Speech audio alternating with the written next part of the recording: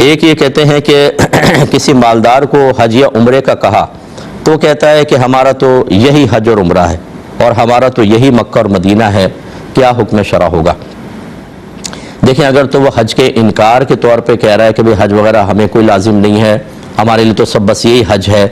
اگر انکار مقصود ہے پھر تو وہ کافر ہو جائے گا،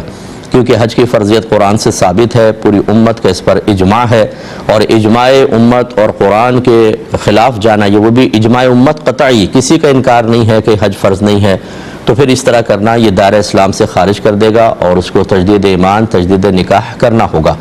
اور اگر انکار مقصود نہیں ہے بلکہ سستی ہے اور اس طرح کے ہیلے بہانے کر کے سامنے والے کو صرف خاموش کروانا مقصود ہوتا ہے، تب بھی وہ گناہ کبیرہ کا مرتکب ضرور ہے، کیونکہ اس میں حقارت کا پہلو ضرور موجود ہے۔ ایک آدمی سمجھا رہا اور آپ ایسا کہہ رہے ہیں۔ اور پھر یاد رکھیں کہ جب حج فرض ہو جاتا ہے تو اس میں تاخیر کرنا گناہ ہوتا ہے۔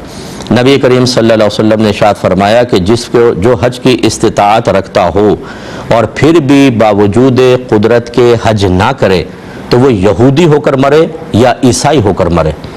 یعنی معاذ اللہ ثم معاذ اللہ، یہ کوئی سرکار خواہش کا اظہار نہیں کہہ رہے، نہ دعائے ضرور اس کے لیے کر رہے ہیں، بلکہ اظہار ناراضگی ہے کہ پھر اللہ کو اس کی پرواہ نہیں کہ وہ کس مذہب پہ مرتا ہے۔ اتنا امپورٹنٹ ہے حج کا کرنا، تو لہٰذا جتنے مالدار حضرات موجود ہیں، جی میری کاروباری ڈیلنگ چل رہی ہے، ابھی یار ہمت نہیں ہو رہی، اگلے سال کر لیں گے، یہ سب چیزیں ہیلے بہانے چھوڑ دیں۔ موت کا ایک جھٹکا لگے گا اور مرنے کے بعد آدمی کو پتہ چلے گا کہ اس نے اپنا کتنا بڑا نقصان کیا تھا۔ ایسی میری وہ بہنیں جو بہت ہی زیوروں کے سیٹ لے کر رکھی ہوئی ہیں اور ان پر عرصہ دراز سے حج فرض ہو چکا ہے اور انہیں پتہ ہی نہیں حج کے مسائل کے، ہم پہ حج فرض ہو گیا ہے، نہ معلوم کرنے کی زحمت گوارا کرتی ہیں کیونکہ خوف ہوتا ہے کہ میرے سونے کے سیٹ خراب ہو جائیں گے۔ آپ سونے کے سیٹ سنبھالتے رہیں اور اس کے بعد جن کو دے کر جائیں گی وہ اس کو مطلب اللہ کے علاوہ، رضا کے علاوہ ہر چیز میں استعمال کرتے رہیں گے،